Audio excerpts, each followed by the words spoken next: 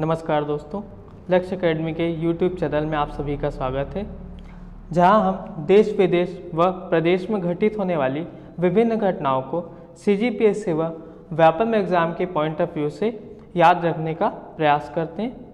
चलिए चलते हैं हमारे पहले क्वेश्चन की तरफ।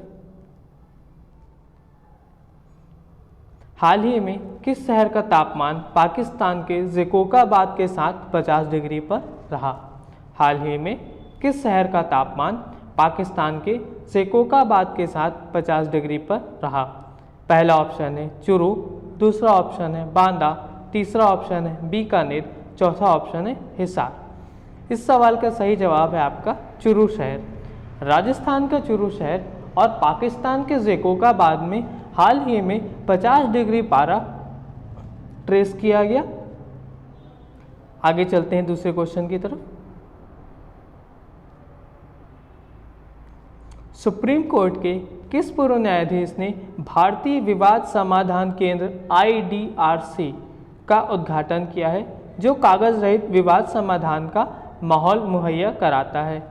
सुप्रीम कोर्ट के किस पूर्व न्यायाधीश ने भारतीय विवाद समाधान केंद्र IDRC का उद्घाटन किया है, जो कागज रहित विवाद समाधान का माहौल मुहैया कराता है?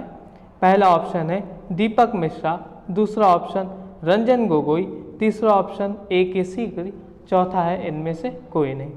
इस सवाल का सही जवाब है AK सीकरी। AK सीकरी साहब ने हाल ही में IDRC नाम की एक संस्था का उद्घाटन किया है, जो कि विवादों के वैकल्पिक समाधान के लिए मध्यस्थता का कार्य करती है। यह एक गैर लाभकारी संगठन है।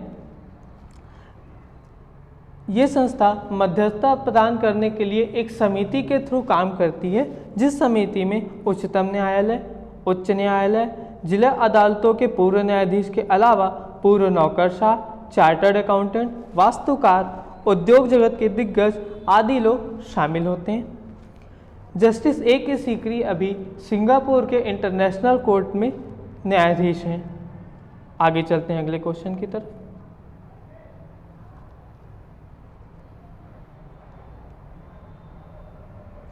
हाल ही में वुहान लैब की डिप्टी डायरेक्टर शी जेंगली किस नाम से दुनिया भर में मशहूर हुई हैं? हाल ही में वुहान लैब की डिप्टी डायरेक्टर शी जेंगली किस नाम से दुनिया भर में मशहूर हुई हैं? पहला ऑप्शन है बैट गर्ल, दूसरा ऑप्शन है बैट वुमन, तीसरा ऑप्शन है बैट रीडर, चौथा ऑप्शन है बैट रिसर्चर। इस सवाल का सही जवाब है bat woman. Shi Zhengli Wuhan lab की उसी लैब्स में डिप्टी डायरेक्टर है जहाँ से ये माना जाता है कि कोरोना वायरस फैला। इनके अनुसार चमगादड़ों में कोरोना वायरस के अलावा भी और बहुत सारे खतरनाक वायरस मौजूद हैं, जो कि हमारे मानव जाति के लिए बहुत ही ज़्यादा खतरनाक हो सकते हैं। अतः इनका ये भी मानना है कि जंगली जानवरों में पाए जाने वाले अन्य वायरसों पर भी शोध होना चाहिए, ताकि कभी भी ऐसी महामारी ना फैल सके। आगे चलते हैं अगले सवाल की तरफ। वह देश जिसने हाल ही में अपने पहले मानव रहित ड्रोन हेलीकॉप्टर का परीक्षण किया है? वह देश जिसने हाल ही में अपने पहले मानव रहित ड्रोन हेलीकॉप्टर का परीक्षण किया है? पहला ऑप्शन है जापान, दूसरा ऑप्शन है अमेरिका, तीसरा ऑप्शन है चीन और चौथा ऑप्शन है रूस।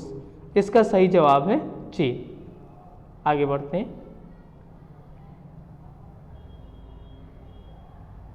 हाल ही में किस रेटिंग एजेंसी का दावा है कि कोविड-19 के कारण भारत आज़ादी के बाद सबसे गंभीर आर्थिक मंदी का सामना कर रहा है? हाल ही में किस रेटिंग एजेंसी का दावा है कि कोविड-19 के कारण भारत आज़ादी के बाद सबसे गंभीर आर्थिक मंदी का सामना कर रहा है? पहला ऑप्शन है फिच, दूसरा ऑप्शन है मूडीज, तीसरा ऑप्शन है क्रिसिल, चौथा ऑप्शन है इनमें से कोई नहीं। इस सवाल का सही जवाब है क्रिसिल।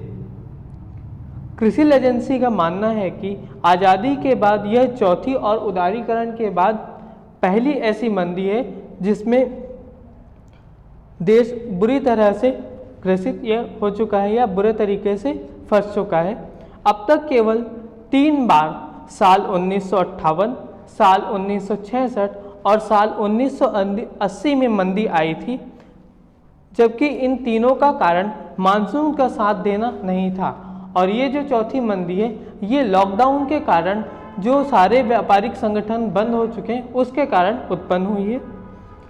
क्रिसिल के अनुसार लॉकडाउन से अर्थव्यवस्था में चालू वित्त वर्ष में भारत की 5% की गिरावट आने की आशंका है तथा इस अर्थव्यवस्था को अपने सामान्य ग्रोथ में वापस आने के लिए कम से कम 3 से 4 साल का समय लग सकता है। आगे चलते हैं अगले क्वेश्चन की तरफ। हाल ही में 12,000 करोड़ की 4 धाम परियोजना का निर्माण उत्तराखंड में किस स्थान पर किया गया है? हाल ही में 12,000 करोड़ की 4 धाम परियोजना का निर्माण उत्तराखंड में किस स्थान पर किया गया है? पहला ऑप्शन चंबा टनल, दूसरा ऑप्शन लिपुलेख टनल, तीसरा ऑप्शन दांतकाली टनल, चौथा ऑप्शन है शियारा टनल। इसका सही जवाब है चंबा टनल। उत्तराखंड के 4 धाम यमुनोत्री, गंगोत्री, केदारनाथ तथा बद्रीनाथ को जोड़ने के लिए ये योजना बनाई जा रही है। आगे चलते हैं अगले क्वेश्चन की तरफ। हाल ही में संयुक्त राष्ट्र सैन्य gender advocate of the year award 2019 किसे मिला है? हाल ही में संयुक्त राष्ट्र सैन्य gender advocate of the year award 2019 किसे दिया गया है या किसे मिला है? पहला ऑप्शन है प्रिया झिंगन, दूसरा ऑप्शन है दिव्य अजीत कुमार, तीसरा ऑप्शन है पद्मावती बंदोपाध्याय और चौथा ऑप्शन है सुमन गवानी। इसका सही आंसर है सुमन गवानी। ऐसा पहली बार होगा जब किसी भारतीय शांति रक्षक को इस अवार्ड से नवाजा जाएगा। सुमन गवानी संयुक्त राष्ट्र मिशन के तहत दक्षिण सूडान में तैनात थी तथा इनके साथ ब्राज़ील की एक कमांडर कार्ला मोंटेiro डे कास्ट्रो अराउजो को भी gender advocate of the year से सम्मानित किया गया है। संयुक्त राष्ट्र प्रमुख एंटोनियो गुटेरेस ने दोनों महिलाओं को प्रभावशाली आदर्श बताया है। आगे चलते हैं अगले क्वेश्चन की तरफ। हाल ही में यूएन ने प्रकृति एवं जैव विविधता हेतु सुपर वर्ष घोषित किया है। हाल ही में यूएन ने प्रकृति एवं जैव विविधता हेतु सुपर वर्ष घोषित किया है। पहला ऑप्शन है 2019, दूसरा ऑप्शन है 2020, तीसरा ऑप्शन है 2010 और चौथा ऑप्शन है 2021। इसका सही आंसर 2020 जो अभी चल रहा है। यूनाइटेड नेशन ने जलवायु और जैव विविधता में वृद्धि जारी रखने के बावजूद पर्यावरणविदों के द्वारा कई आगामी अंतर्राष्ट्रीय नीति बैठकों के कारण 2020 को प्रकृति के लिए एक सुपर ईयर कहा है। उनके अनुसार प्रकृति को पुनर्प्राप्ति के लिए एक पथ पर स्थापित करने की क्षमता इस ईयर में है। साथ ही इस साल होने वाले यूनाइटेड नेशन की COP26 मीटिंग ग्लासगो स्कॉटलैंड में आयोजित होगी। अगले सवाल की तरफ चलते हैं। हाल ही में भारतीय नौसेना द्वारा तैयार किए गए PPE किट का क्या नाम है?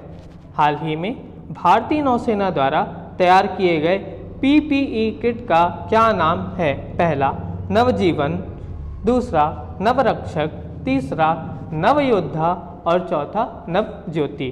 इसका सही जवाब है नवरक्षक। भारतीय नौसेना के द्वारा हाल ही में नवरक्षक नाम से नई PPE किट का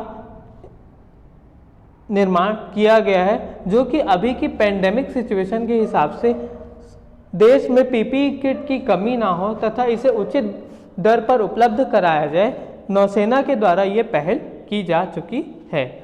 अभी के समय में हमारे नौसेना प्रमुख एडमिरल करमवीर सिंह हैं, वायुसेना प्रमुख है RKS भदौरिया और हमारे थल सेना प्रमुख है मनोज मुकुंद नरवणे। चलिए आगे बढ़ते हैं अगले क्वेश्चन की तरफ। विश्व थायराइड दिवस कब मनाया जाता है?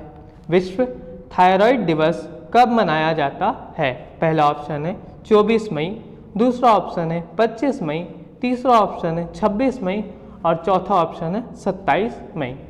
इसका सही जवाब है आपका 25 मई।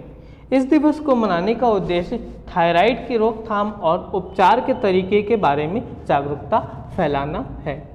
थायराइड हमारे गले में उपस्थित होने वाली एक ग्रंथि है जिसके द्वारा विभिन्न एंजाइमों का स्राव होता है, जो कि हमारे शरीर के संचालन में बहुत ही ज़्यादा उपयोगी होते हैं। तो आज का वीडियो यहीं समाप्त करते हैं। आप अपने सजेशन या क्वेरीज कमेंट सेक्शन में हमें भेज सकते हैं। थैंक यू, धन्यवाद।